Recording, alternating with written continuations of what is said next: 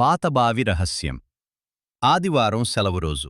చిన్న గ్రామం రామాపురంలో ముగ్గురు స్నేహితులు కార్తిక్, మధు, చిన్ను సాయంత్రం ఆడుకుంటున్నారు. గ్రామం చివర్లో ఒక పాత బావి ఉండేది. ఆ బావి దగ్గరకు రాత్రివేళ ఎవరూ వెళ్లరు. ఎందుకంటే అక్కడ రాత్రి విచిత్రమైన శబ్దాలొస్తాయి అని పెద్దలు చెప్పేవారు. ఆ మాటలు విన్న చిన్ను భయపడిపోయాడు. మనమే వెళ్ళి చూద్దాం అన్నాడు కార్తిక్ ధైర్యంగా. రాత్రి 8 గంటలకు ముగ్గురూ టార్చ్ లైట్ తీసుకుని బావి దగ్గరకు వెళ్లారు.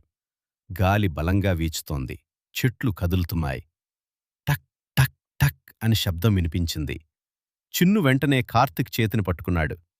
అది అది దెయ్యమేమో అన్నాడు వణుకుతూ. ముగ్గురూ నెమ్మదిగా బావి దగ్గరకు వెళ్లారు. అక్కడొక పాత తలుపు కనిపించింది. తలుపు కొంచెం తెరిచుంది. కార్తిక్ టార్చ్ వెలుగువేశాడు. లోపల ఎవరో కదులుతున్నట్టు కనిపించింది. ఒక నల్లని నీడ బయటకొచ్చింది. ఆ అంటూ ముగ్గురు అరిచారు. కాని ఆ నీడ దగ్గరకొచ్చాక వాళ్లకు నవ్వొచ్చింది. అది గ్రామంలోని పాత వాచ్మన్ రామయ్య. రామయ్య నవ్వుతూ చెప్పాడు, ఈ బావి కింద పాత నీటి మోటారుంది. అది ఆనవుతుంటే ఈ శబ్దం వస్తుంది. ముగ్గురూ ఊపిరి పీల్చుకున్నారు. అప్పుడు రామయ్య అన్నాడు, భయం ఎక్కువగా మన ఊహల్లోనే ఉంటుంది. విన్న ప్రతిదీ నిజం కాదు. ధైర్యంగా ఆలోచిస్తే భయం తగ్గుతుంది.